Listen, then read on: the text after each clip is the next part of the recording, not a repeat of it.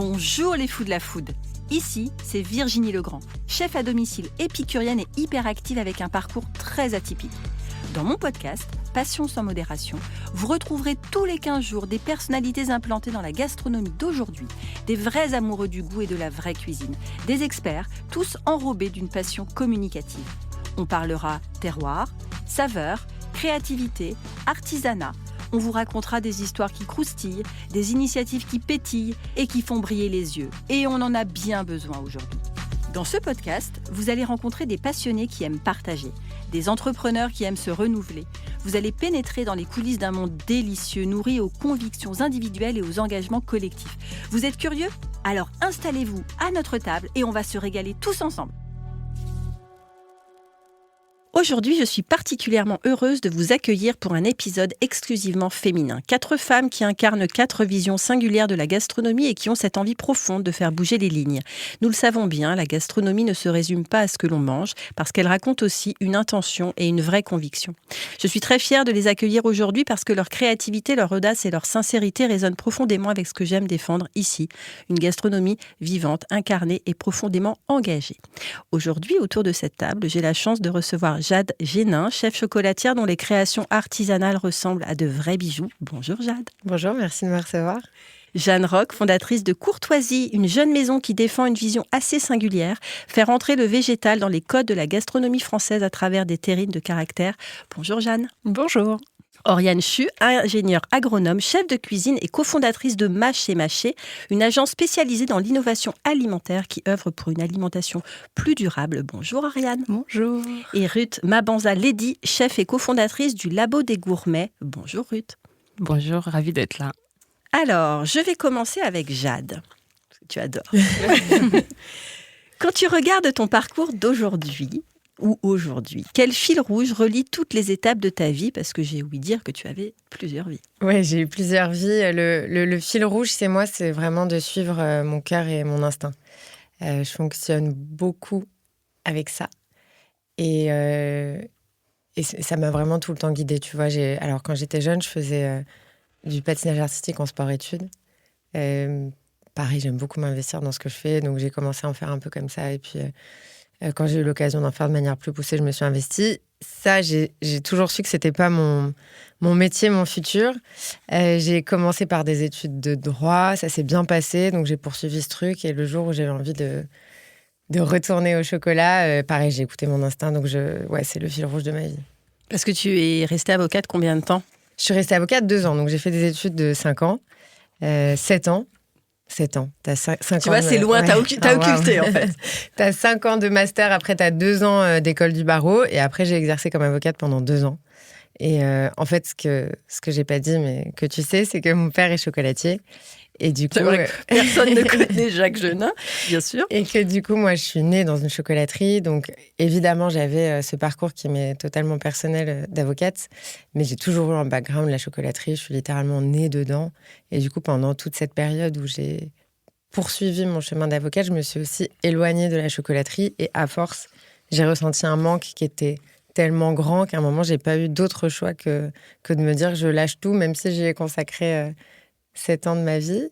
Et je lâche tout pour retourner à ce que j'ai envie de faire de manière ultra profonde, c'est-à-dire du chocolat.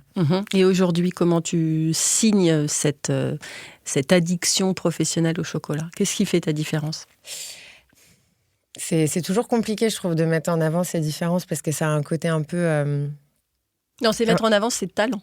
Ouais, c'est compliqué. Je sais. Je trouve que c'est toujours compliqué parce que c'est un côté vraiment où on veut... comme si on n'existait que par le fait de se placer en dehors de ce qui existe déjà.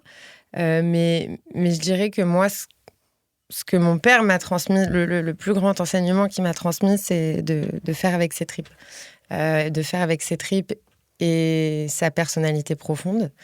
Et moi, c'est ça que je fais et j'essaie de transmettre ce que j'ai envie de faire découvrir aux gens. Et pas forcément ce qui va être attendu quand on agit dans son rôle de chocolatier ou ce qui va être attendu, par exemple, pour que ça plaise aux clients. Tu vois, il y a toujours une différence entre la vente facile, le best-seller, et ce que tu as envie de communiquer. Donc le conformisme ou l'anticonformisme. Ouais, c'est ça. Mais j'essaie juste de faire en fonction de tout ce qui m'a constitué dans la vie et de ce que j'ai envie de transmettre aux gens qui vont goûter nos créations.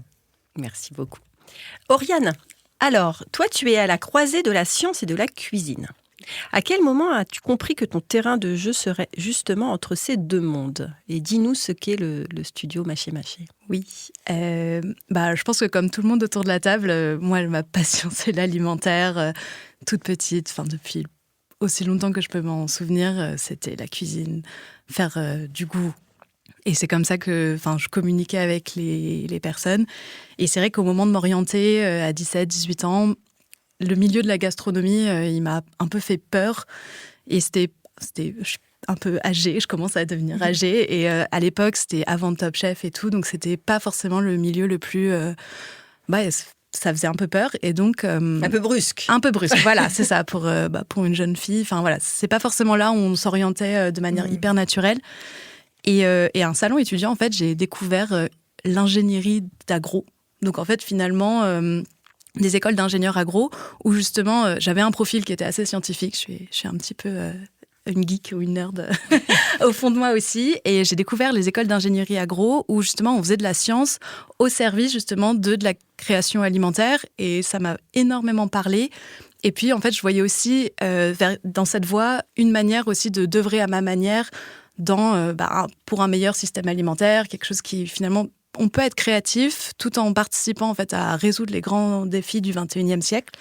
Et donc ça a été une évidence. Et donc pareil, j'ai fait mes 5 ans d'études d'ingénierie à agro. Donc vraiment à la base, du coup, moi je suis plutôt ingénieure en recherche et développement. Et après, quand même, pareil, l'appel de la cuisine a été trop fort. Et donc je suis allée à l'école Ferrandi, passé mon CAP cuisine. Et j'ai travaillé après dans plein d'établissements, du bistrot jusqu'à de l'étoilé, en passant par du traiteur. Et donc voilà, aujourd'hui, moi, je porte cette expertise alimentaire, que ce soit dans un labo ou une cuisine, qui sont finalement en fait un peu les mêmes choses. Avec le matériel est un peu différent, mais les mécanismes sont les mêmes. Ça reste de la chimie, de exactement. Toute façon, la cuisine. Voilà. Donc et c'est juste la manière dont on parle, la manière peut-être des protocoles qu'on met en place, mais les choses sont vraiment très similaires. Et du coup, Mâché Mâché aujourd'hui, donc il y a cette expertise, on va dire alimentaire, portée par des ingénieurs recherche et développement, des cuisiniers, des pâtissiers, des boulangers. Et puis, l'autre partie de Mâché Mâché, elle est portée par le cofondateur, donc Arnaud, mon associé, qui lui est designer. Et donc, alors, quand je dis design, on pense un peu, justement, mobilier, voiture. Alors oui. Non, moi, je pense à des robes. Des robes. Ah voilà. Mais on pense à de l'esthétique. Oui. Et en fait, le design, c'est de l'esthétique, mais c'est aussi, surtout, la méthodologie de mettre le consommateur ou de mettre l'utilisateur au centre de la démarche de conception. Et donc, en fait, voilà, nous, ce qu'on fait chez Mâché Mâché, c'est une méthodologie issue du design. Donc, on met le consommateur au centre de chaque étape de la conception. Ce qui est en soi, finalement, un processus aussi assez innovant. Et du coup, nous, on accompagne vraiment tous les acteurs de la chaîne alimentaire, des artisans, des restaurateurs, jusqu'à l'agroalimentaire, pour créer, innover des nouveaux concepts alimentaires. Et donc voilà, donc ça fait 3 ans qu'on est là. Donc on a une équipe hyper avec plein de casquettes, du coup, de design, de recherche et développement, des gens qui aussi ont un point de vue un peu plus business, dans le sens, une fois qu'on a un produit qui est canon, qui est délicieux, qui est désirable, qui répond à un vrai justement besoin consommateur, qui s'ancre dans un usage du 21e siècle, qui est meilleur pour la santé, meilleur pour l'environnement, etc. Le nerf de la guerre, ça reste aussi de vivre économiquement. Donc voilà. Donc en fait, on fait vraiment parler toutes ces disciplines-là pour innover et essayer de rendre le système alimentaire un peu meilleur. Oui, et puis d'avoir un impact. Échelle. Exactement. C'est bien. Voilà. Merci beaucoup. Jeanne, alors justement, on parle d'innovation, d'enjeux contemporains, de consommation, de besoins des consommateurs du 21e siècle. Quel a été le moment où tu t'es dit « je veux créer quelque chose autour du végétal » ? Alors, je ne sais pas s'il y a eu vraiment un moment précis, mais ça a été une succession d'échanges, rencontres, constats et une cumulation de frustrations culinaires aussi, je pense, dans le sens où moi, je suis une petite fille de charcutier, pour autant végétarienne depuis 14 ans. Et on aime les contradictions. Mais tu vois, pour autant, la viande, c'était pas omniprésent. C'est plutôt que j'ai grandi dans un environnement où il y avait les grandes tablées et les réunions familiales. Forcément, ça se faisait chez mes grands-parents. avec de la simplicité, mais toujours des produits très bons, très simples, en circuit court, souvent artisanaux. Et en passant au végétal, alors déjà à l'époque, il y avait quand même pas mal d'alternatives, mais moi, j'y trouvais pas mon compte, gustativement, sur la compo, etc. Et au fur et à mesure de ces constats, je me suis dit, c'est quand même dommage, parce qu'en France, on a aussi un terroir végétal. Quand on parle de France, on pense cliché, mais baguettes, fromage, viande, etc. Mais on a une multitude de choses cultivées en France qui sont prestigieuses. Et je me suis dit, avec tout ça, quand même, je pense qu'on peut créer un mets d'exception. Donc, en tout cas, ça a été le constat de départ pour entamer la reconversion. Donc, j'ai passé un CAP cuisine. Donc, j'ai remis les mains dans la viande et dans le poisson, mais en tout cas, pour avoir vraiment une base, un socle commun. À la suite de ça, j'ai voulu me spécialiser en cuisine végétale. Donc, je suis partie 3 semaines dans une école qui s'appelle Vers la table, dans le sud de la France. Et là, ça a ouvert vraiment mon esprit sur tout ce qui est possible de faire. Il y a plein de piliers sur la cuisine du monde. J'ai découvert le fameux goût umami avec les miso, les tamaris, etc. Et à un moment, on a bossé sur une rillette végétale. Et là, j'ai eu mon esprit de contradiction en me disant « Ah, la rillette, je sais pas ». Et puis, en fait, au final, la manière dont on l'a travaillée avec des ingrédients très simples, et en la goûtant, je me suis dit « Ah, là, oui, là, ça y est, je me régale ». Au bout de 14 ans, vraiment, c'est simple, mais je me régale. C'était quoi la base de cette rillette, du coup ? C'était beaucoup à base de noix, tamari, et on avait une légumineuse, ça devait être du haricot. Et je me suis dit, là, en termes de texture, de longueur en bouche, il y a moyen de faire quelque chose. Et du coup, je m'y suis retrouvée un petit peu aussi sur il y avait un fil rouge. Je me suis dit, bon, rillettes, terrines, le produit qui me manque le plus aujourd'hui, c'est les terrines de mon grand-père. Là, j'arrive à être un petit peu consolée. Bon, il y a quelque chose à faire. Donc voilà, c'était au cours de la reconversion où je me suis dit, je sais que je veux faire quelque chose de végétal. Et ça a été confirmé. Ça a été confirmé. Et puis, à un moment donné, je me suis dit, est-ce que je ne vais pas créer des ateliers de cuisine pour démocratiser un petit peu tout ça ? Ou en tout cas le rendre accessible sans aller passer 3 semaines dans une école. Et puis, m'a rattrapé mon parcours aussi j'ai fait un master en marketing, et là où je m'éclatais le plus pendant l'école, c'était vraiment les créations de projets, les créations factices d'entreprises, et développer un produit et le rendre accessible. Donc, tout est passé au vert, en fait, en termes de signal à ce moment-là. Super, merci beaucoup, Jeanne. Alors, Ruth, avant le Labo des Gourmets, tu as eu Parisian Tables. Vous avez vu mon accent, c'est quand même assez catastrophique. Qu'est-ce que cette première aventure vous a appris sur la manière dont les gens vivent la gastronomie aujourd'hui ? Je dis vous parce que vous êtes deux dans le Labo des Gourmets. C'est ça. Alors, le Parisian Tables, du coup, c'est un guide indépendant culinaire que j'ai monté avec une amie à moi qui s'appelle Kim. L'envie est venue tout simplement de l'idée de manger. En fait, on est 2 grandes gourmandes. Vous avez vu le point commun des gens qui sont à cette table, hein. On est 2 grandes gourmandes et 2 grandes curieuses. Et donc, la gastronomie nous attirait un peu parce qu'il y avait ce côté un peu opaque, un peu élitiste, où nous, on voulait vraiment aller manger dans des restaurants qu'on ne voit pas souvent, que les autres fréquentent, etc. Et donc, on a commencé un peu comme une blague à manger. On dépensait vraiment tout notre argent d'étudiants dans des restaurants.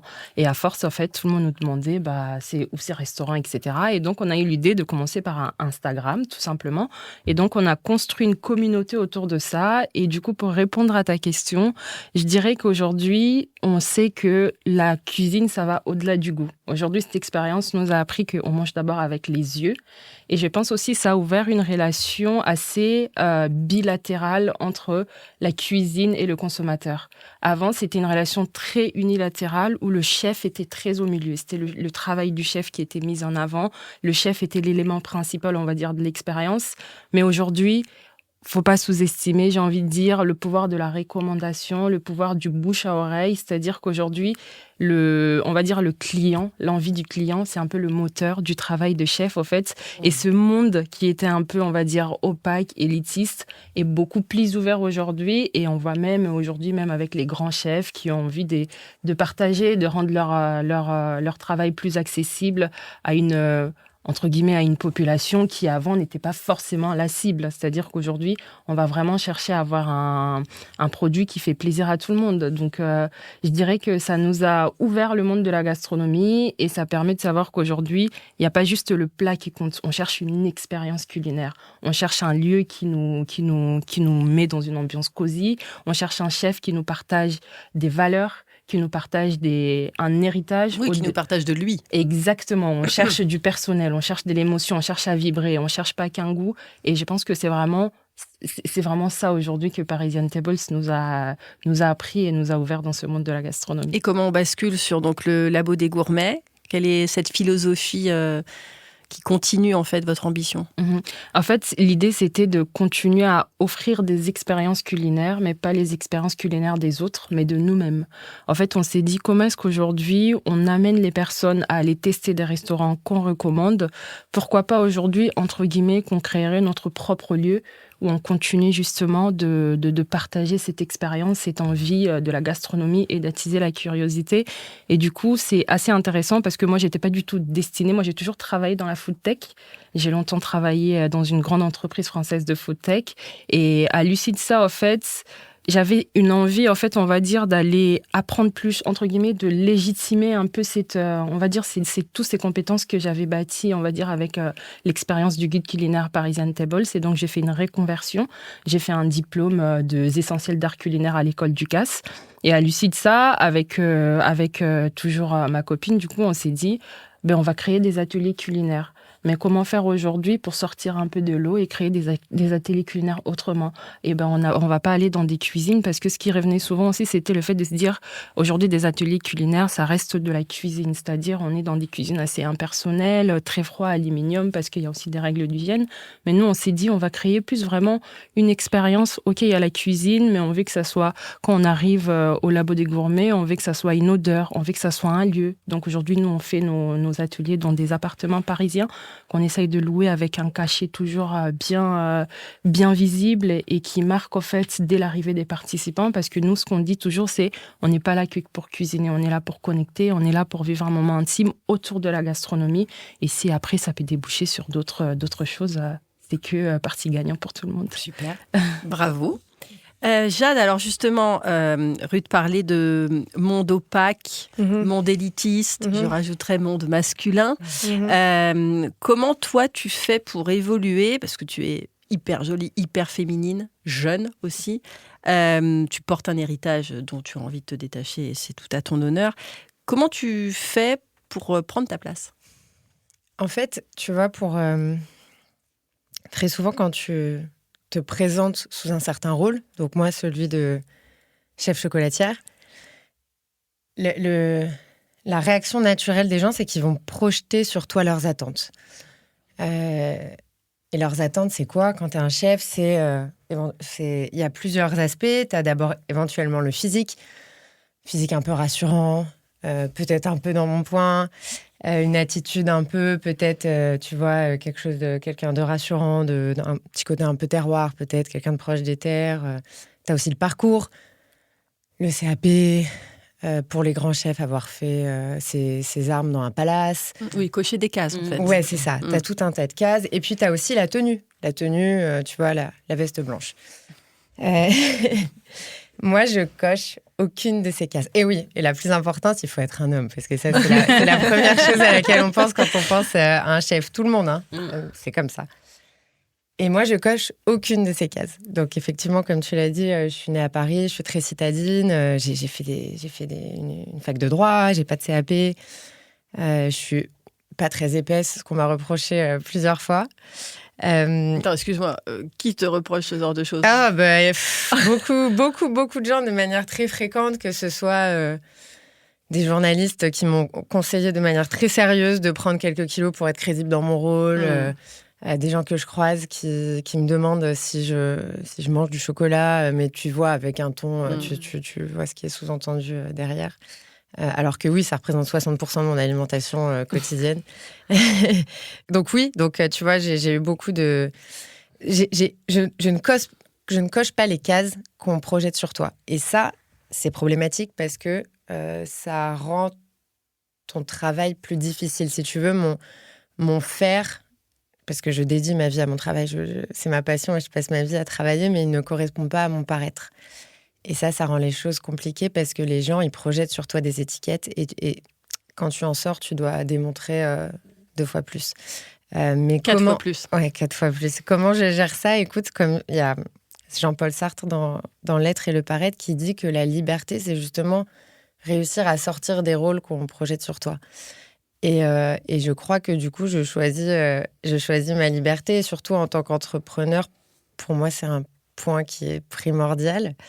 Donc, je choisis de me concentrer sur mon faire et pas sur mon paraître, même si, effectivement, ça rend la tâche plus compliquée et qui serait plus aisée, effectivement, que je mette ma veste blanche tous les matins, ce que je ne fais pas, que je m'adonne à peut-être des rituels plus proches de la terre. Tu vois, tu as un discours qui est assez uniforme aujourd'hui chez les grands chefs, qui repose sur leur maître d'apprentissage, sur le parcours qu'ils ont vécu. Moi, c'est vrai que j'ai cette distance, mais j'essaye d'en faire quelque chose de propre à moi et de laisser passer ma personne avant le personnage.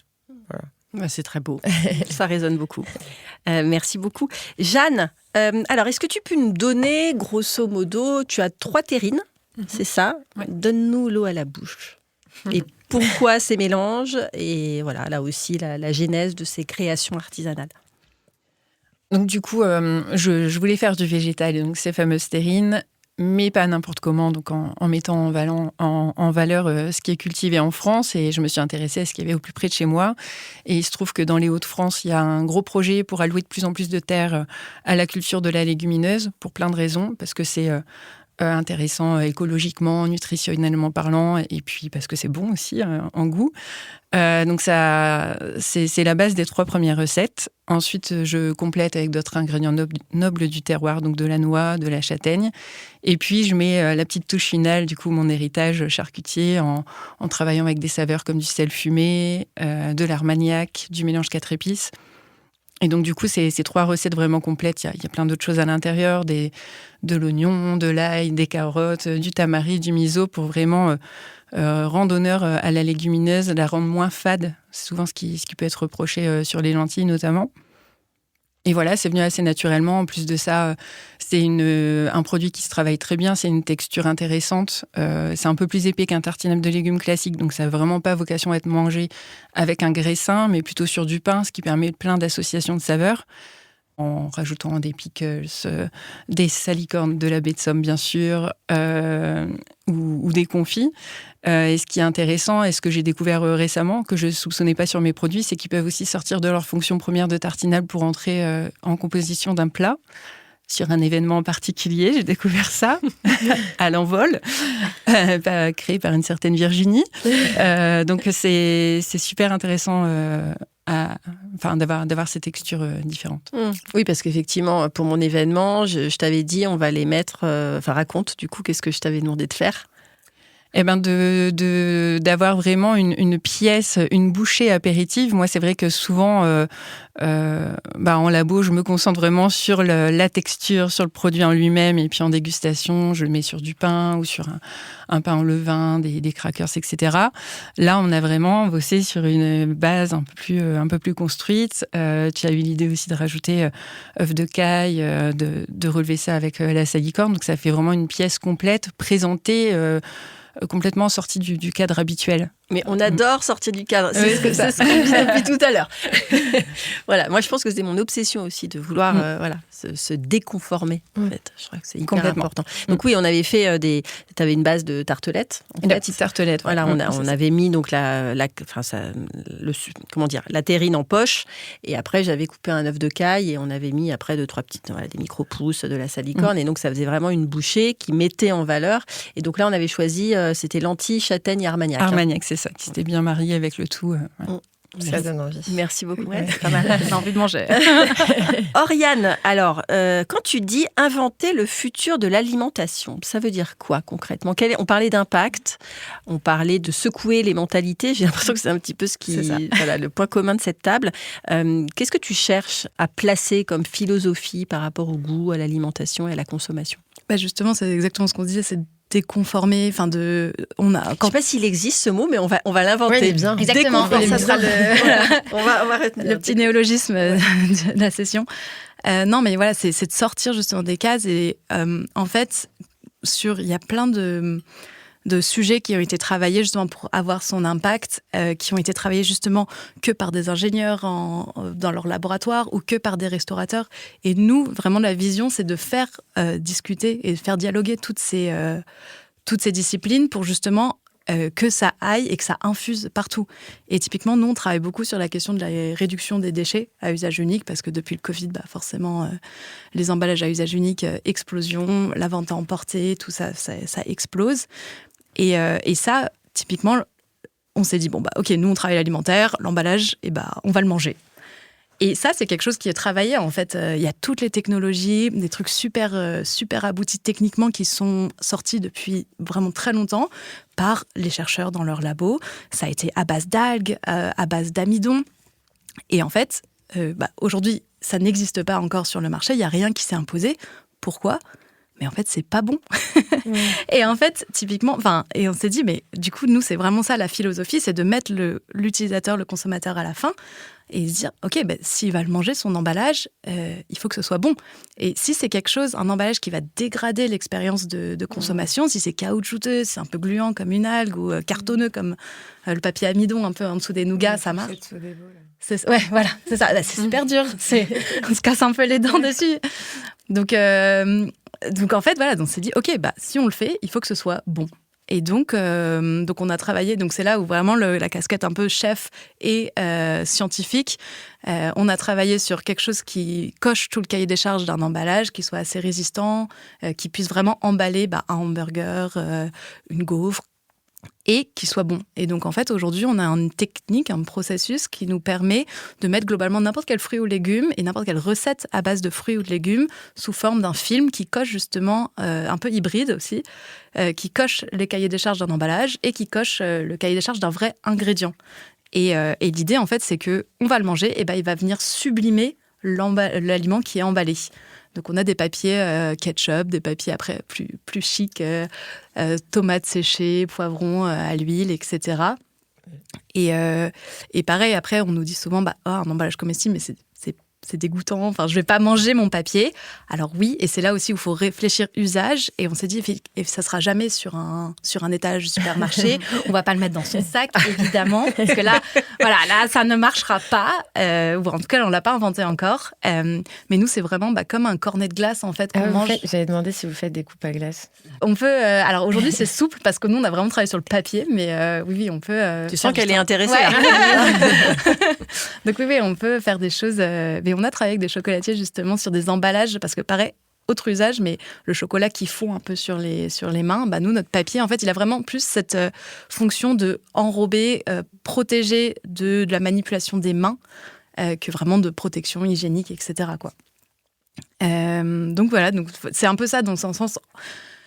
Il faut se permettre de complètement casser les sillons dans lesquels on a repensé. On a toujours pensé, ok, un emballage comestible, ça sera à base d'algues parce que c'est résistant à tout. Mais en fait, non, on repense tout, on repart du zéro. Le chocolat dans la base d'algues, c'est spécial. On n'a pas un chocolat à l'algue. C'est vrai? Ouais, à la feuille d'huile plus précisément. Mais du coup, tu as un goût très, très fort, très iodé. Mais le chocolat marche bien avec le iodé. C'est spécial. Tant que j'y pense, mention spéciale, j'ai eu la chance de déguster ces chocolats. Elle fait un chocolat avec une ganache aux attards. Ok, c'est dingue. Merci. Ok, ouais, franchement, c'est canon. Merci beaucoup en tout cas. Ruth, alors tu parles beaucoup de transmission, d'être ensemble, d'intimité dans les appartements que tu investis. Déjà, première question, est-ce que il y a une récurrence dans les appartements où à chaque fois tu veux le côté unique, un événement, un appartement? Et deuxième question, comment tu peux expliquer que cuisiner ensemble permet de faire tomber les barrières? Alors aujourd'hui, ça fait bientôt, on a commencé l'aventure en 2024 et maintenant on essaye toujours de changer des lieux, mais maintenant on commence à avoir de partenaires de confiance et donc du coup on essaie aussi de revenir vers eux pour entretenir justement ce partenariat-là. Alors pour la question de comment est-ce qu'on fait en fait pour que la cuisine en gros ça soit un peu une brise-glace, c'est-à-dire que nous quand on a commencé le Labo des Gourmets, l'idée on s'est pas dit on va créer des ateliers de cuisine. On voulait vraiment créer un lieu qui nous rassemble autour de la gastronomie. Parce qu'on est parti de ce constat simple. Quand on parlait atelier cuisine, ce qui revenait souvent, c'est que c'est impersonnel. Ça reste pédagogique. Moi, quand je viens cuisiner, quand je fais un atelier de cuisine, j'ai envie de sortir de mon CDI, c'est un samedi, j'ai envie de m'amuser, j'ai envie de rencontrer d'autres personnes, j'ai envie de sortir de mon cadre. Et l'idée, c'était vraiment de se dire, on crée notre propre lieu, avant même de créer des ateliers de cuisine, on crée un lieu de rencontre où vraiment la passion commune qui nous entoure, en tout cas, c'est la gastronomie. Et après, la cuisine en elle-même, ça fait le travail. On va dire que la cuisine, c'est une bonne brise-glace. Et on part aussi du principe que quand les personnes choisissent les Labos des Gourmets, c'est déjà une preuve de confiance.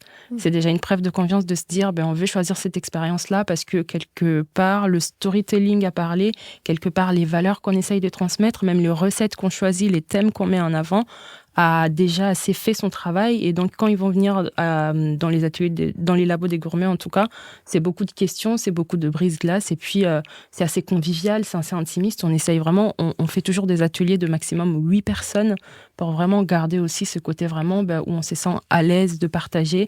Et par rapport aussi, parfois, ça peut nous arriver par rapport aux tranches d'âge, par rapport au public qu'on va recevoir, de vraiment calibrer des thèmes assez particuliers qui matchent bien et qui, naturellement, en fait, ouvre la conversation, ouvre le partage. Et puis, je pense que c'est ça aussi la beauté de la gastronomie, c'est-à-dire que naturellement, on est emmené à partager parce que le point fort aussi des Labos des Gourmets, c'est-à-dire qu'on dit toujours que vous venez pas apprendre une cuisine, vous venez pas apprendre une recette, pardon.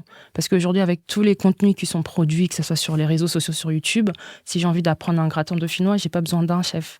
L'idée, c'est que vraiment, on vient partager autour d'un produit, on va venir partager une anecdote, on va venir comprendre le pourquoi du comment, pourquoi on fait ça, pour pouvoir ensuite reproduire. Et tout ça, en fait, ça ouvre naturellement la conversation. Merci beaucoup. Jeanne, parce que toi, donc, passionnée de gastronomie aussi, mais tu te dis, je crée ma boîte. Donc, l'entrepreneuriat, on sait que c'est pas facile tous les jours. Qu'est-ce qui a été, toi, le plus dur depuis le lancement ? Quels ont été tes doutes, tes victoires, tes fiertés ? Et où tu te vois dans 2-3 ans ? Il y a eu pas mal de difficultés, donc j'arriverai pas à en lister une en particulier. Ce qui est le plus dur, c'est la constance et la tension qu'il y a en permanence entre ce que tu poses sur le papier, ce que tu veux pour ton entreprise, ce que tu veux que ça véhicule, et puis la réalité du terrain et rendre tout ça opérationnel et pas tomber dans la facilité de certaines décisions. Ça, c'est le plus compliqué, je trouve. Et puis, c'est aussi un peu les montagnes russes, osciller entre des moments où il y a plein de choses qui vont s'aligner.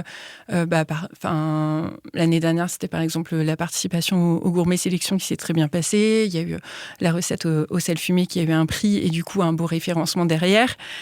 Et puis en fait, il n'y a pas trop le temps de célébrer tout ça parce que tout de suite, il faut regarder la montagne de boulot qui attend encore derrière, tout ce qu'il faut enclencher sur tous les sujets vastes et variés de l'entrepreneuriat. Donc c'est, je pourrais Qu'est-ce pas que tu aimerais en fait là, l'année qui vient, le rêve un peu fou que tu peux, tu manifestes aujourd'hui. C'est l'occasion de manifester. Qu'est-ce que tu aimerais ? Peut-être une collaboration avec un chef, un restaurant. Tu reparticipes à Gourmet là cette année ? Oui. Le 7 et 8 juin. Ouais. C'est vraiment un salon que j'aime beaucoup. Tu sais que je fais partie du jury ? J'ai ouï dire. Donc, c'est sur ma to-do list de remplir le dossier pour le best-of. C'est vraiment un salon que. Enfin, j'en ai fait quelques-uns là. 19 mai. Nous, on déguste le 19 mai. Ok. Bon, je vais me mettre une note tout de suite en sortant. L'armagnac au hasard. Mais oui, j'aime beaucoup ce salon, l'atmosphère qui y règne. Je trouve que c'est très sain et c'est des organisateurs qui valorisent beaucoup le travail des personnes qui exposent. C'est assez rare. Du coup, j'aime bien cet endroit. Et qu'est-ce que je souhaiterais ? essayer de multiplier un petit peu plus les points de vente. Là, j'essaie au maximum de développer le réseau B2B, donc en travaillant avec des professionnels qui valorisent les métiers de bouche, donc épicerie fine, de plus en plus de fromagers. Et là, j'essaie de diversifier aussi sur l'expérience, donc aller sur des cafés qui ont un concept, en fait des endroits où vraiment la cuisine, le moment de partage, le sourcing sont très valorisés. Donc, en termes de collaboration, je ne pourrais pas donner un nom en particulier, mais en tout cas, travailler avec des personnes qui ont ce niveau d'exigence, même sur le végétal, et qui vont faire aussi, encore une fois, sortir le produit de sa fonction première et pouvoir avoir de la créativité là-dessus. Une envie de 4e recette ? Ah oui, ça, ouais. Ça, c'est dans les tuyaux, 4e, 5e, 6e même. Très bien, j'attendais le plus. Un lot, Plus. complètement. Pour cette fois-ci sortir un petit peu des lentilles vertes et corail et puis aller sur d'autres légumineuses. Il y a le haricot blanc qui est super intéressant, le pois chiche. En gros, tout ce que fait mon cultivateur qui est dans la Somme, lui, il fait pois chiche, pois cassés, cameline, enfin plein de choses. Comment il s'appelle ce cultivateur ? Emmanuel de Cailleux. Pépite des Hauts-de-France.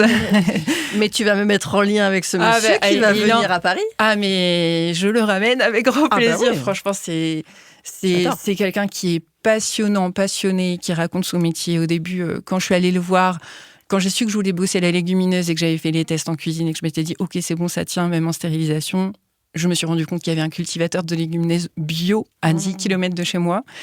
Donc, je suis allée le voir en lui parlant un petit peu du projet. Au début, il m'a dit... j'ai vu dans ses yeux qu'il s'est dit « Qu'est-ce que c'est que cette Parisienne-là ?» Qu'est-ce qu'elle veut faire avec mes lentilles ? Et puis, je l'ai suivi sur une journée pendant la semée des lentilles, justement, qui a lieu en mars. Perché sur le tracteur derrière. J'ai des photos, je pourrais te montrer ça. Et j'ai découvert parce que du coup, je me suis dit « Ok, je veux des lentilles. » Ça se fait là, à 10 km de chez moi, je ne sais même pas ce qui est semé, à quoi ça ressemble, quel est tout le process, le cycle de vie de cette légumineuse. Donc j'ai vraiment découvert tout ça avec lui et il a plein d'histoires passionnantes à raconter. Donc ouais, bon profil à avoir. Très bien, écoute, tu nous mets en lien avec grand plaisir. Avec plaisir.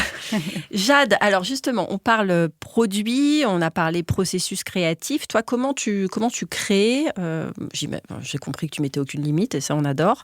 Mais comment tu choisis aussi déjà tes cacaos, tes fruits secs, tous les ingrédients qui remplissent tes chocolats ? Ouais.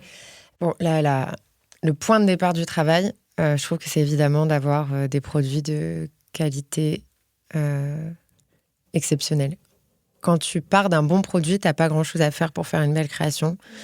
Quand tu pars d'un produit médiocre, tu auras beau avoir la meilleure technique du monde, à la fin, tu auras toujours quelque chose de moyen. De médiocre. De médiocre, ouais. Voilà. Du coup, moi, la base de mon travail, c'est au début le bon sourcing. Et attention particulière portée aux fèves de cacao, parce que la filière cacao est une filière extrêmement problématique, où il y a trop d'intermédiaires pour que les agriculteurs aient de bonnes marges. Leurs conditions de travail sont souvent déplorables, et aussi ce que ça fait sur les sols, c'est souvent pas hyper top, parce qu'on leur demande une culture intensive pour qu'ils puissent faire un peu de chiffres. Donc moi, ma première attention, effectivement, c'était aux fèves de cacao. Et je travaille avec un agriculteur qui est situé au Honduras, dont la société s'appelle Xoco, mais ça se prononce Choco, parce que c'est à l'hispanique. Et je travaille qu'avec eux, parce que j'ai le grand bonheur de pouvoir travailler en direct avec eux, ce qui est courant, par exemple, sur d'autres types d'exploitation, ce qui est quasiment impossible dans le domaine du cacao. Tu vas toujours avoir 10-15 intermédiaires et en fait, tu ne sais pas ce qui se passe sur ta plantation. Ça va être le cas si tu travailles avec Valrhona, si tu travailles avec des sourceurs. C'est extrêmement rare.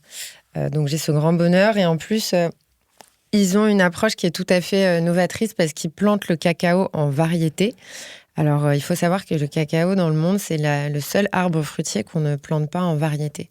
On s'intéresse qu'à l'origine. Souvent, vous allez voir, il va y avoir écrit pure origine Madagascar, pure origine Équateur, je sais pas quoi, mais on ne te dit pas la variété. Concrètement, si tu prends l'exemple avec des pommes, c'est comme si au lieu d'aller acheter des pommes golden, tu allais acheter des pommes françaises. Et que dans ton sac, on te met des Pink Lady, des Granny Smith, des Gold Rush. Du coup, quand tu cuis ta tarte aux pommes, c'est la cata. C'est approximatif. C'est la cata. Et bien, c'est pareil pour les fèves de cacao. Va savoir pourquoi toutes les variétés sont mélangées sur les plantations, ce qui complique le travail des agriculteurs, ce qui induit des défauts. Au moment de la torréfaction, les fèves sont torréfiées avant d'être transformées en chocolat. Donc, si tu as des fèves de différentes tailles, de différentes humidités, tu vas avoir des fèves qui vont être sous-torréfiées, des fèves qui vont être sur-torréfiées. Bon, bref, ça induit tout un tas de problèmes gustatifs. Et Xoco, avec qui je travaille, plante en variété. C'est le seul au monde qui plante en variété. Et ça nous donne la chance d'avoir des fèves qui sont très peu torréfiées, non conchées. Donc, le conchage, c'est quelque chose c'est la dernière étape avant de fabriquer le chocolat.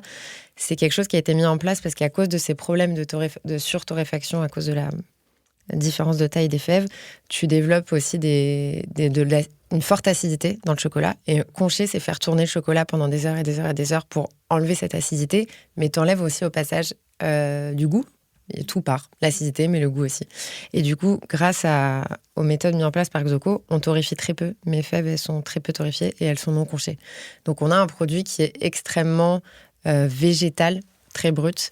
Et ça, je suis trop contente. Ça, c'est la base de mon travail. Et pour être tout à fait honnête, aujourd'hui, je ne sais pas comment je travaillerais sans eux.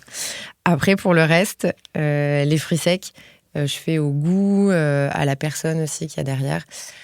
La petite difficulté plutôt, c'est que quand tu achètes pas 5 kilos de noisettes par mois comme un restaurant par exemple, je sais pas, moi j'achète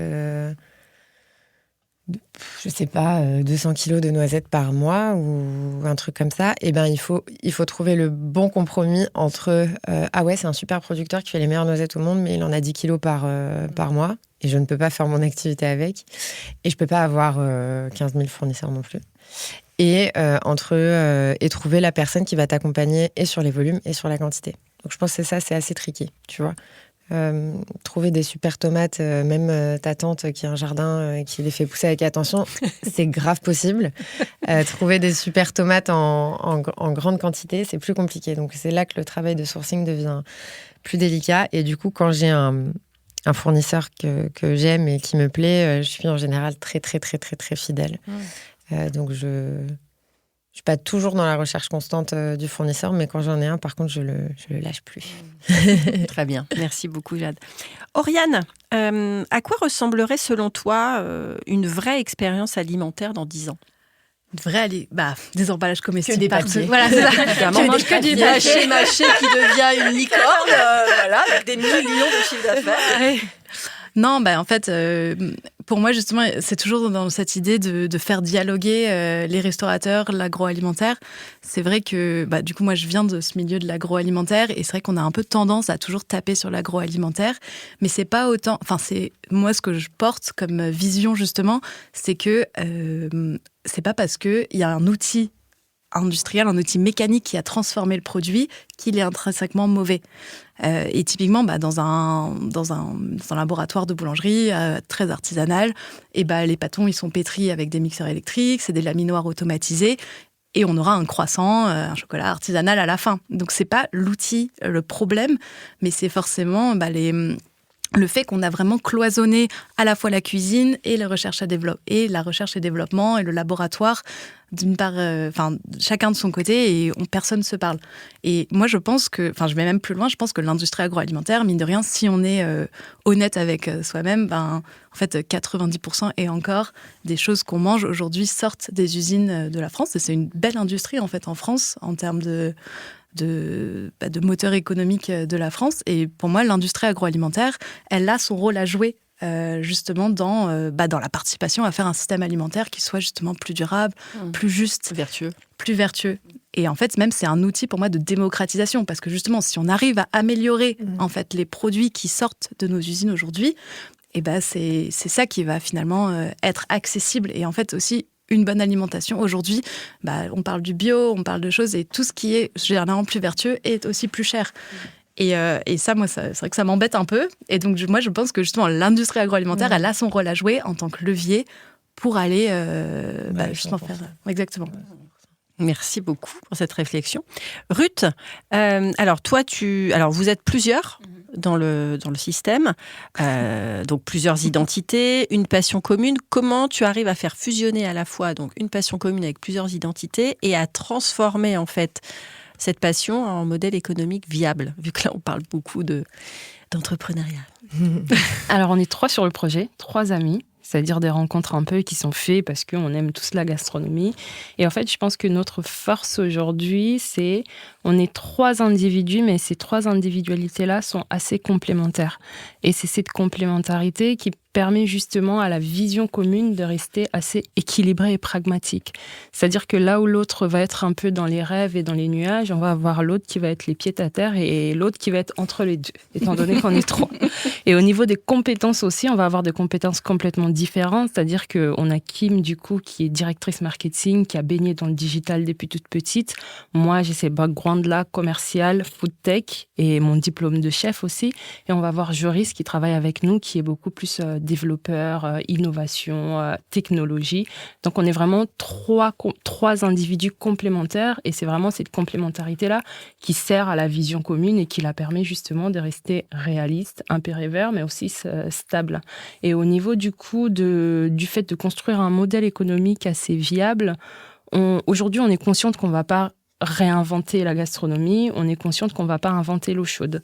Mais on cherche, l'idée c'est quand même de chercher ces petits twists-là, cette valeur ajoutée qui va faire notre différence. Et nous, notre pari, c'était justement, la problématique, c'était les lieux. Et l'idée, nous, aujourd'hui, on fusionne un peu, on va dire, avec des appartements parisiens pour proposer quelque chose de différent. Mais en même temps, on reste conscient du fait que, en fait, aujourd'hui, on sait que on est dans un cadre et dans des fondamentaux qui sont assez différents. C'est-à-dire que le fait de vouloir tout le temps changer des lieux, le fait de chercher des lieux qui sont assez atypiques, on va dire qu'au niveau de la logistique, c'est déjà compliqué parce que du coup, tout le matériel, tout ce qui est à gérer, ça reste compliqué. Mais aussi au niveau du budget, faut pas se le cacher, c'est beaucoup plus compliqué. Mais on sait que si on commence avec des fondamentaux, en fait, c'est une vision dans laquelle on croit. On a des fondamentaux qui sont assez solides et on sait qu'aussi avec toutes ces contraintes-là, va falloir être patient en fait pour un jour avoir un modèle économique viable. Et je pense qu'aujourd'hui, ce qui nous anime, ça reste la passion, c'est-à-dire que c'est cette passion-là de la gastronomie qui nous permet de garder la flamme et d'être patient pour un jour atteindre nos objectifs. Parce que s'il n'y avait pas la passion, ça fait des ans qu'on fait ça, on se dirait, écoute, on peut même pas se payer, pourquoi continuer à faire ça, quoi. C'est sûr. Tout simplement. C'est sûr. Ça résonne, les filles, ou pas? Ça résonne bien. Merci. Alors, première partie finie. Deuxième partie, je prends la main. N'ayez pas peur, ça je vous ai pas prévenu. C'est pas grave. Alors moi je suis chef depuis 12 ans, mais j'ai été prof de lettres en fait pendant 12 ans aussi. Donc je vous lis un petit passage. Mais quand d'un passé ancien rien ne subsiste, après la mort des êtres, après la destruction des choses, seule, plus frêle mais plus vivace, plus immatérielle, plus persistante, plus fidèle, l'odeur et la saveur restent encore longtemps comme des âmes à se rappeler, à attendre, à espérer, sur la ruine de tout le reste, à porter sans fléchir, sur leur gouttelette presque impalpable, l'édifice immense du souvenir. Monsieur Proust, évidemment. Quelle est donc votre Madeleine de Proust? Jade, alors, non, je réfléchissais. Madeleine de Proust, c'est compliqué. Alors moi, j'ai tellement de souvenirs liés à la gastronomie parce que je suis née dedans, mais je dirais que pour moi, le souvenir le plus émotif qui est mon premier contact avec la matière, mais qui est pas forcément quelque chose que j'ai mangé, c'est quand j'étais petite. Bon, alors j'ai jamais eu de nounou. J'allais toujours dans l'atelier de mon père après l'école, si besoin était. Et du coup, plus tard, j'ai mis la main à la pâte, mais au début, je jouais. Parce que, bon, quand t'es petit, tu es très mignon, mais tu n'es pas très utile. Donc, au début, je jouais. Et mon père m'avait fait découvrir une matière qui s'appelle le glucose, qui est une sorte de sirop transparent, très épais, et qui est un peu fluide... non newtonien, c'est ça qu'on dit? Ouais, voilà. En gros, genre, si tu y vas doucement, tu vas pouvoir le malaxer, jouer avec, et si tu y vas rapidement, il se durcit. Bonus, il est extrêmement collant et il faut le manipuler avec de l'eau, sinon t'en as partout. Bon, bref, ça m'a vraiment éclaté pendant très, très, très longtemps, et ça, c'est vraiment mon petit souvenir à moi lié à l'alimentaire. J'ai jamais mangé de glucose par plaisir, mais vraiment, c'était... Très beau. Ouais. Très beau. Ouais. Les filles qui se lancent? Moi, du coup, je suis d'origine chinoise. Et c'est vrai que du coup, moi, c'est clairement justement la cuisine chinoise de ma grand-mère. Enfin, le riz, typiquement, je suis hyper pénible sur le riz. Bah oui, c'est Il faut normal. qu'il soit cuit d'une certaine manière, sinon... mais donc c'est vrai, et en fait je trouve qu'aujourd'hui il y a vraiment un renouveau. Enfin, la cuisine chinoise, elle a longtemps été un peu le traiteur bas de gamme, on savait pas trop ce qu'il y allait dedans, on s'est souvent moqué. Et je trouve qu'aujourd'hui il y a un vrai renouveau, on redécouvre justement les goûts asiatiques, les textures asiatiques, justement Le respect des cultures, en fait. Exactement. Et moi, c'est ce que je transmets aussi aujourd'hui, typiquement à mes enfants. J'ai mon petit carnet où justement en 6e, justement pareil, je notais tout ce que ma grand-mère faisait. Du coup, voilà, le pain, les tsongyobing, les galettes un peu feuilletées, forcément les bao, les chaussons. Et ce que je trouve incroyable aussi, c'est que toutes les cultures ont une variante du chausson, une variante de la nouille, une variante du pain. Et c'est vrai que du coup, moi, c'est les variantes qui sont ancrées plutôt dans la culture chinoise. Et ça... Mais le riz, c'est primordial. Hein. Le riz, c'est la vie. Ça le change rice tout, cooker. C'est vrai, même, tu vois, chez un bon japonais, tu vois toute la différence avec le riz. C'est trop bien. D'ailleurs, ma tante, elle était en Thaïlande il n'y a pas longtemps, je lui ai demandé de me ramener du riz gluant congelé. Non, c'est vrai. Déjà cuit là-bas. Tu fais du chocolat au sésame? Ouais, absolument. Sésame noir? Sésame noir, ouais, absolument. Et pas de chocolat au riz? C'est possible de faire un truc fou comme ça ou pas? On utilise du riz soufflé. Ouais. J'avais, il y a un thé thaïlandais au riz gluant. Le thé blue au sticky rice, bref, j'adore. J'ai essayé de l'utiliser pour infuser, pour avoir, tu vois, ce goût de riz gluant et tout dans le chocolat. J'ai pas encore trouvé l'intensité suffisante, mais dans l'idée, je trouvais ça cool. Mais oui, on utilise du riz soufflé. Tu pourrais aussi utiliser les pâtes de mochi pour faire un cœur un peu gluant. Mais voilà. Mais l'aromatique du riz, c'est exceptionnel. Et ça, si on arrive à l'infuser dans du chocolat... Ok. Après, ça marche avec les trucs genre gain matcha. Mais là, du coup, on est plus en fait sur le torréfié. Tu vois, genre que pas sur le goût l'odeur du riz même. Ça serait exceptionnel. Voilà. Merci. Ruth? Alors, moi, je vais dire que c'est assez particulier parce que moi, j'ai grandi en RDC, au Congo, et les rapports à la gastronomie étaient assez absentes, on va dire. Moi, j'ai pas grandi avec ces notions de la gastronomie. On va même dire que la nourriture à proprement parler, l'aliment, c'était quelque chose qui était assez rare. Et j'ai envie de dire, le souvenir qui m'a le plus marqué, c'était la volaille. Et la volaille, c'était le luxe absolu. C'est-à-dire que c'est le mets qui sortait pour Noël, pour les grandes occasions. Et donc, je vais dire que c'est vraiment la première fois où j'ai découvert, c'est-à-dire... Pour moi, quand je suis arrivée en France, la volaille, c'était quelque chose de prestigieux, alors que c'est pas du tout le cas aujourd'hui. Mais j'ai envie de dire, c'est vraiment quelque chose qui me rattache, on va dire, à mes premiers instants, on va dire, de gastronomie, de grands moments. En fait, c'était vraiment le mets qu'on mettait à la table par rapport aux grands moments. Et aujourd'hui, quand on voit, et c'est ça aussi qui m'inspire, on va dire, dans ma cuisine, en tant que chef, en tant que personne, de se dire que pour moi, jusqu'à aujourd'hui, je considère la volaille comme un produit très noble, même si, on va dire qu'aujourd'hui, dans la gastronomie française, on a le homard qui prend le dessus, le foie gras, etc. Mais moi, vraiment, je vais dire que la volaille, c'est... Quand on me parle gastronomie, on me parle volaille. Et je vais dire volaille. C'est vraiment... Regarde à Noël. Exactement. Le chapon, la pintade. C'est un marqueur de fête. C'est-à-dire que c'est vraiment, on va dire, la protéine qui me rapproche le plus à la gastronomie, qui ressemble aussi à la cuisine que j'ai faite, parce que c'est connu aussi dans ma culture, on consomme beaucoup le poulet et le riz. C'est vraiment des choses aujourd'hui, on va dire, moi, ça reste ces petits souvenirs-là qui me rapprochent de la gastronomie. Très bien, merci. Jeanne? Moi, c'est pas forcément un plat, ça va être une saveur, quelque chose qu'on rajoute, c'est le fumé. Ça, tout de suite, c'est même à le sentir, c'est quelque chose qui m'englobe, qui me rassure. Et aussi parce que du coup, mes grands-parents avaient un fumoir pour toute leur préparation. Tout s'explique. Voilà, c'est ça. Forcément, tout de suite, je vois vraiment mes grands-parents. Je les ai pas connus en activité. Enfin, ils ont été en retraite quand je devais avoir 3 ans, mais ils continuent à cuisiner pour la famille et les copains. Et vraiment la pesée, minutie des épices, etc.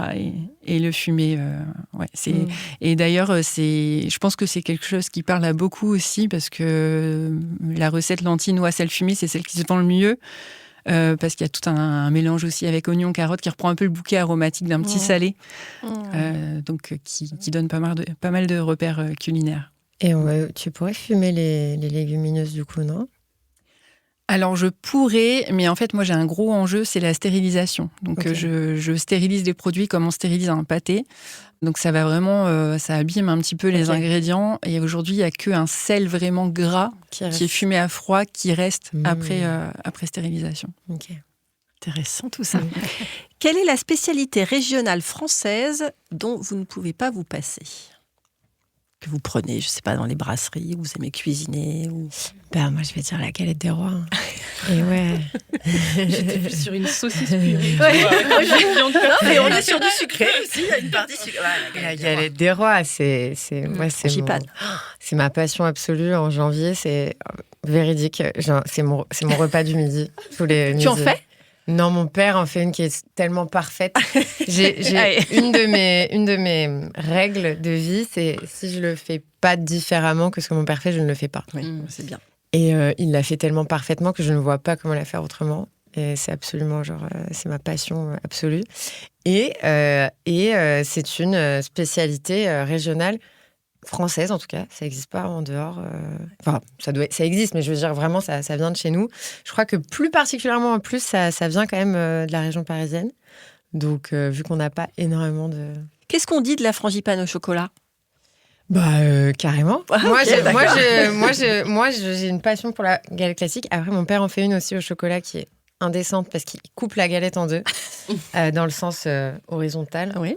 Hop, et après, il poche une ganache. Donc, c'est la même galette que la frangipane. Il y a autant de frangipane, celle de mon père. Mais il rajoute une ganache chocolat. Il rajoute une poche. Donc, c'est double dose. Et bizarrement, ça apporte un peu de fraîcheur, je pense, grâce à... Trop bizarre, mais bon, bref. Grâce à l'acidité du chocolat noir, ça apporte un peu de fraîcheur.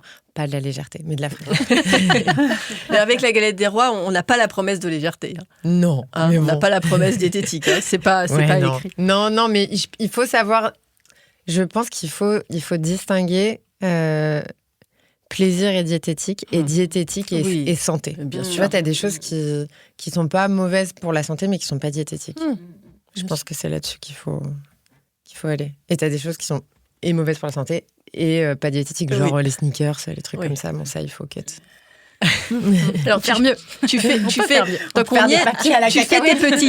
tes petits Kinder. Oui, carrément. Alors ça vient d'une grosse frustration enfant. Donc moi, comme vous pouvez vous en douter, j'avais 0 produit industriel chez moi. Et j'avais une passion pour, je pense comme tous les enfants, pour le Kinder, que j'avais de manière extrêmement rare et chez mes copains. Moi, j'adorais aller chez mes copains parce que pour le goûter, il y avait tout un tas de choses dégueu, genre des doigts et tout. Et j'étais trop contente. Et du coup, en grandissant, j'ai gardé ce truc un peu pour le Kinder et tout, qui est en fait est absolument pas bouffable parce que le premier ingrédient, c'est le sucre. Et du coup, on a retravaillé ça en restant vraiment sur la même idée. Donc, intérieur ganache chocolat blanc, extérieur chocolat au lait, c'est extrêmement vanille, simple. J'ai vu ta vidéo. Oui, absolument. Oui, beaucoup de vanille. Il faut bien donner un peu de goût. Et on reste sur quelque chose d'hyper simple. On l'a fait avec des bons ingrédients, donc un chocolat au lait incroyable. À l'intérieur, on est hyper minimaliste sur la composition, donc c'est chocolat blanc, vanille, et de l'eau, parce qu'on fait les ganaches à l'eau pour avoir un résultat un peu plus concentré en arôme. Et voilà, et ça, c'est vrai que c'est un banger, et c'est hyper intéressant de goûter l'un après l'autre. L'un après l'autre, ça détache, enfin, on se dit, ah ouais, c'est... Ah ouais, il y a le ah ouais. Ouais. Oriane ? Moi, je pense, franchement, pareil, quand même, moi, je suis de la région parisienne, l'œuf mayonnaise. Franchement, c'est terrible, mais on fait pas mieux, quoi. Une bonne mayo, allez, si on peut mettre un peu d'herbe, d'aneth, d'estragon, mais un œuf mayo avec des petites asperges au printemps. Bon, là, c'est le printemps, mais... Mais l'œuf mayo, c'est d'une simplicité redoutable et franchement, il y a rien de meilleur, quoi. D'ailleurs, à l'époque, il y avait les œufs durs sur le comptoir, j'aimais trop. Ouais, c'est ça. Et je trouve que ça revient vachement. C'est vrai. Mais je trouve que la culture du bistrot parisien, oui, bien sûr. Elle survit, mais c'est vrai qu'il y a de moins en moins, en fait, vraiment de bistrots vraiment un peu authentiques, qui font juste des plats simples, mais bons. Et c'est vrai que, du coup, moi, je cultive ça. Je vais prendre mes œufs maillots dans les petits bistrots que j'ai repérés. Mais pareil, saucisses purées, enfin voilà, des choses simples, mais bien faites, quoi. Donc, Ruth, on est sur saucisses purées. Saucisses purées, faut pas rater le jus parce que je suis intransigeante sur le jus. Il faut que ça bien bien sûr. corsé, que ça accompagne bien la purée à mes saucisses purées. Ok. Et Jeanne ?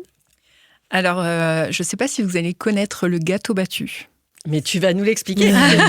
C'est quelque chose de très diététique aussi, où tu as les doigts qui brillent tellement il y a d'huile et de beurre. Et donc c'est un gâteau qui vient de Picardie, qui a été créé à Quesnoy-le-Montant précisément, à côté de Saint-Valery-sur-Somme, en baie de Somme, par la maison Fréville. Et en fait, ça a la forme d'un gros cannelé, mais c'est pas du tout la même texture. C'est beaucoup plus aéré. C'est un peu comme une brioche, mais une brioche bien grasse, avec un bon coup de reviens-y. Et en fait, en Picardie, on mange ça à pas mal d'événements. On peut le manger dans des événements en toute simplicité, pour un anniversaire, mais aussi au mariage, au vin d'honneur, c'est servi avec le champagne. C'est très, très bon, du coup, forcément. Par sa composition, ça fond dans la bouche, c'est plein de saveurs. Et c'est délicieux. On peut l'associer avec du salé aussi, si on en a envie, mais ça, c'est quelque chose dont je pourrais jamais me passer. Très bien. Est-ce que vous pouvez continuer la phrase ? Pour moi, cuisiner, c'est... Allez, Ruth. Pour moi, cuisiner, c'est transmettre. Tu peux développer. Moi, aujourd'hui, en tout cas, je pars dans un futur proche, si j'ai pas des opportunités de transmettre, j'arrête de cuisiner. J'ai pas pour ambition d'être un grand chef, j'ai pas pour ambition d'aller dans la restauration, mais j'ai pour ambition vraiment de partager et d'être généreuse avec tout le savoir et toutes les compétences que j'acquiers en ce moment. Donc, que ça soit à travers des ateliers, là, je donne des cours aussi à l'école du CAS, que ça soit même pour des indépendants. Moi, vraiment, je cuisine pour transmettre. J'apprends pour ensuite déverser. Donc pour moi, c'est un peu ça. Je cuisine pas pour cuisiner, je cuisine pour parler. En fait, voilà, c'est ça. Ça me donne une excuse de parler, de raconter des choses, de raconter des histoires. C'est pour ça. Oriane ? Moi, je pense que cuisiner, c'est... alors, j'ai plus la phrase, mais pour moi, c'est l'émotion. Moi, j'ai une mémoire... C'est Anne-Sophie Pic qui dit ça. Ah, bon. Je plagie Anne-Sophie Pic, désolée. Oui, la citation, c'est la cuisine, c'est comme le cinéma, il n'y a que l'émotion qui compte. Voilà. En fait, moi, je crois que j'ai une mémoire du goût, de l'aromatique, mais en fait, qui est hyper émotionnelle.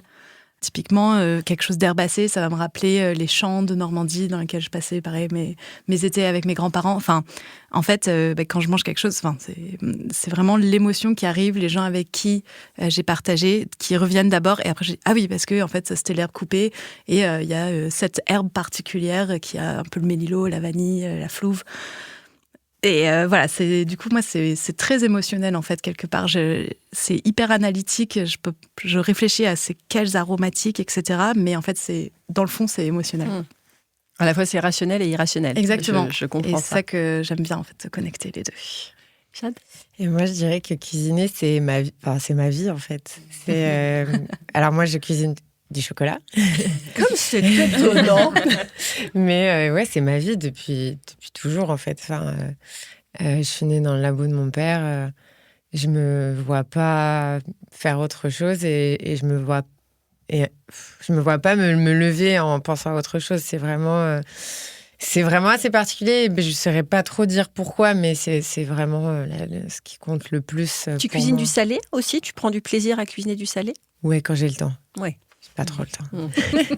J'ai pas trop le temps. Mais oui, et en tout cas, je m'inspire beaucoup de la cuisine salée. Parce que aujourd'hui, pourquoi ça a beaucoup changé quand même, mais tu as des associations plus recherchées, plus travaillées que dans la pâtisserie, même si ça évolue beaucoup. Et pour moi, je rejoins un peu Oriane, c'est vraiment cuisiner pour faire plaisir. Parce qu'il y a toujours... en tout cas, moi, j'ai du mal à cuisiner pour moi toute seule. Il y a toujours le moment qui attend derrière de faire goûter, découvrir. Et puis, tout le cérémonial autour... là, je parle de repas de famille ou quand on reçoit les copains, mais ça va de la préparation de la table jusqu'au moment du débarrassage. En fait, il y a tout ça qui a son importance. Et faire plaisir à ses convives. Dernière question. Quelle est votre définition de la passion ? Allez, Jeanne. Je te redonne la parole. Là, en ce moment, ça va pas être positif, c'est nuit blanche. Angoisse. Non, mais c'est normal. Oui, ça fait partie des montagnes russes, mais la passion, c'est quelque chose... c'est cliché, mais ça te dévore, quoi. Ça s'arrête jamais. Tu peux avoir une conversation, une rencontre off le week-end, mais ça va forcément te faire penser à quelque chose sur ton business ou sur ce que tu pourrais développer, ce qui pourrait plaire dans le concept. Donc c'est la passion dévorante. Il n'y a pas plus parlant que cette expression. C'est quelque chose qui consume, qui infuse en permanence, quoi. Ouais, moi j'allais dire, du coup ça rejoint un peu, mais que la passion c'est le déraisonnable, quoi. Ouais. Moi, la passion, c'est... En fait, quand je regarde ce que je fais aujourd'hui, quand je me lève tous les matins, c'est vrai, je pense à mon travail, c'est vrai, mais en fait, j'adore ça. Enfin, pareil, je me vois pas, en fait... En fait, c'est que c'est pas un travail. Exactement. En fait, pour moi, la passion, c'est... et souvent, on dit effectivement qu'il faut pas faire de sa passion son travail, parce que ça fait... Qui dit ça? Qui dit ça? Non, mais si, parce que justement, ça donne que, après, en fait, il faut en vivre. Enfin, ça te fait naître une relation, du coup, qui peut limite te dégoûter de ta passion. Ouais. Non, il y a des gens qui disent ça. Moi, je pense que les gens ont tellement... Enfin, en fait, vraiment, tout le monde n'a pas de passion et c'est pas grave. Mais je trouve que quand on a une, c'est trop triste de lui donner un rôle accessoire. Ouais. Moi, je peux dire que je suis vraiment à l'aise. Mon travail, je l'adore. Je peux en parler pendant des heures. Je suis tellement heureuse, en fait, d'être là où je suis aujourd'hui. Je suis fière. Enfin, mine de rien, en fait, je pense on est toutes des entrepreneuses. Enfin, d'avoir construit quelque chose, d'avoir une équipe, que tout le monde soit heureux aussi de venir travailler avec moi. Non, mais dans ce que j'ai construit, je trouve que ça, c'est passionnant. Et je suis... c'est le sentiment de fierté et vraiment d'être heureuse de là où je suis aujourd'hui. Ouais, c'est ça. Moi, je dirais que pareil, la passion, c'est vraiment ce feu qui brûle en toi et qui dépasse tout entendement. C'est-à-dire que tu aies la peur, que tu aies le doute, que tu ne gagnes pas d'argent. C'est un moteur. C'est quelque chose qui te permet de continuer, qui te permet de croire, même quand les autres... même quand tout le monde autour de toi te trouve un peu ailleurs. Mais c'est vraiment ce moteur qui te permet de continuer. Et je rajouterais que c'est vraiment c'est une grâce, en fait, de savoir sa passion et d'en faire son métier. Ouais. Et je pense que si beaucoup de personnes s'interrogeaient un peu plus et cherchaient vraiment à connaître leur passion, on aura plus d'heureux dans le monde du travail. Parce que moi, de là où je viens du salariat, c'est pas toujours joyeux. Aujourd'hui, je suis contente d'avoir... moi, j'ai fait ma reconversion l'année dernière. C'est à 30 ans que je l'ai fait. Et l'épanouissement que je ressens aujourd'hui, je le changerai pour rien au monde, quoi. C'est vraiment quelque chose, pour moi, c'est vraiment quelque chose à chercher et à trouver et à s'accrocher, peu importe qu'il pleuve. Exactement, peu importe qu'il pleuve, qu'il neige, vraiment s'accrocher et faire tout son possible. Et puis, de toute façon, au pire, on aura essayé, quoi. Oh, j'adore. C'est ça. Je vais être obligée de conclure. Alors, avec vous, ce matin, j'ai eu la confirmation d'une réalité créée, s'est exprimée une subjectivité et une vision, et ça résonne beaucoup pour moi. Dans cet épisode, on a parlé d'artisanat, d'engagement, de transmission. Mes 4 invités d'aujourd'hui participent chacune à leur manière à faire avancer le monde. Elles y posent leurs pierres, leurs regards et leurs exigences surtout. On a peut-être même inventé un terme qui nous ressemble, déconformé. Les filles, j'ai envie de vous dire de rester libres pour vibrer sans compromis et surtout loin des jugements des autres. C'est le point commun que j'ai entendu beaucoup. Alors, merci Jade. Merci, à vous. Merci Oriane. Grand plaisir, merci. Merci Jeanne. Merci beaucoup. Merci Ruth. Merci beaucoup. Et à bientôt pour de nouvelles conversations passionnantes. Ça y est, notre rencontre prend fin.